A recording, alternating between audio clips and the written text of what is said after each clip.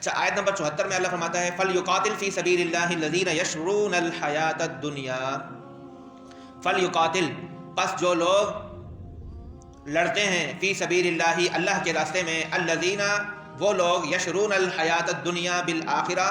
جنہوں نے دنیا کی زندگی کو آخرت کے بدلے میں بیچ دیا ہے، جنہوں نے کلمے کا صحیح حق ادا کیا ہے، لا الہ الا اللہ محمد الرسول اللہ جب پڑھ کر انسان دائرہ اسلام میں داخل ہو گیا تو گویا اس نے اپنا آپ اللہ کی بارگاہ میں سرنڈر کر دیا ہے، پیش کر دیا ہے۔ تسلیم کرنا کہتے ہیں، اسلام کہتے ہیں تسلیم کرنے کو، اپنی گردن جھکا دینے کو۔ اب جو اللہ کے احکام ہوں گے اس کے آگے میری گردن جھکی ہوئی ہے، گویا کہ میں نے اپنا آپ اللہ کے احکام پورا کرنے کے لیے وقف کر دیا، اور اللہ نے جو بشارتیں عطا فرمائی ہیں اپنے نبی پاک کے ذریعے قرآن پاک میں کہ انعام ملیں گے، جنت ملے گی، یہ ملے گا، وہ ملے گا، اس کے عوض میں نے اپنی جان کو جیسے بیچ دیا، سودا کیا ہے اللہ تبارک تعالیٰ سے دائمی نعمتوں کا عارضی زندگی قربان کر کے۔ تو یہ آیت اور اس طرح کی بہت سی آیتوں میں یہ ذکر ملتا ہے کہ مسلمان وہ لوگ ہیں جو اپنا آپ اللہ تبارک و تعالیٰ کو بیچ دیتے ہیں، دنیاوی زندگی کو آخرت کی زندگی پر قربان کر دیتے ہیں۔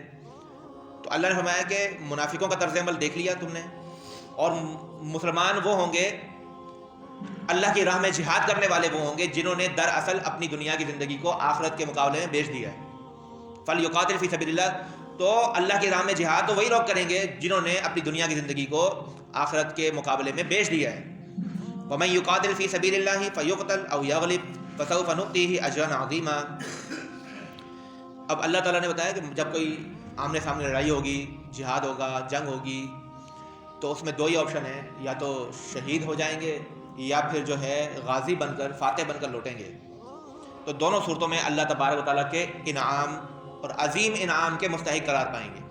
وَمَن يُقَاتِلْ فِي سَبِيلِ اللَّهِ، اور جو کوئی لڑتا ہے اللہ کی راہ میں، فَيُقْتَلْ، پھر اگر وہ قتل کر دیا جائے، أَوْ يَغْلِبْ، یا وہ غالب آ جائے، فَسَوْفَ نُؤْتِيهِ، تو ہم ان قریب اسے عطا فرمائیں گے أَجْرًا عَظِيمًا، بہت بڑا اجر۔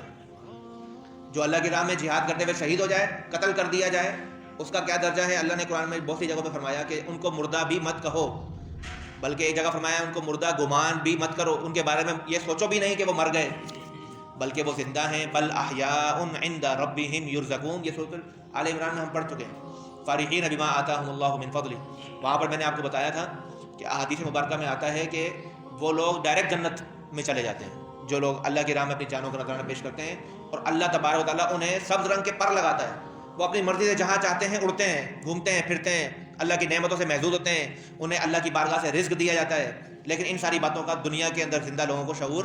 نہیں ہوتا۔ تو اللہ پاک فرماتا ہے کہ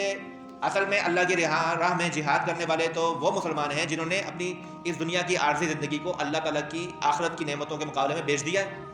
اور اگر جب وہ جہاد کرے جاتے ہیں تو یا تو قتل کر دیے جائیں گے، یا وہ غالب جیت کر، غالب ہو کر کے غازی بن کر واپس لوٹیں گے۔ تو دونوں صورتوں میں فَسَوْفَ نُؤْتِيهِ أَجْرًا عَظِيمًا، ہم ان قریب انہیں اجر عظیم عطا فرمائیں گے۔ تو یہ دونوں صورتوں میں مسلمانوں کی فتح ہے، یعنی کہ چت بھی ان کی اور پٹ بھی ان کی۔ اگر شہید ہو جائے تو اس سے بہتر اور کچھ معاملہ ہے ہی نہیں کہ سارے جو زندگی گزاری اتنی بڑی 30-40 سال جتنی بھی گزاری، اس میں جو غلطیاں کوتاہیاں سب معاف،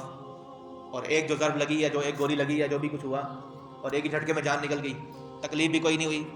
اللہ کے نظاروں میں گم ہوتے ہوئے جان نکل گئی، اور سیدھا جنت میں، پچھلا حساب کتاب کلیئر۔ تو اس سے بڑھ کر اور کیا چاہیے؟ اور اگر غازی بن کر لوٹیں تو بھی اللہ نے فرمایا کہ ان کے لیے بھی بڑا اجر عظیم اللہ تبارک و تعالیٰ کے ہاں موجود ہے۔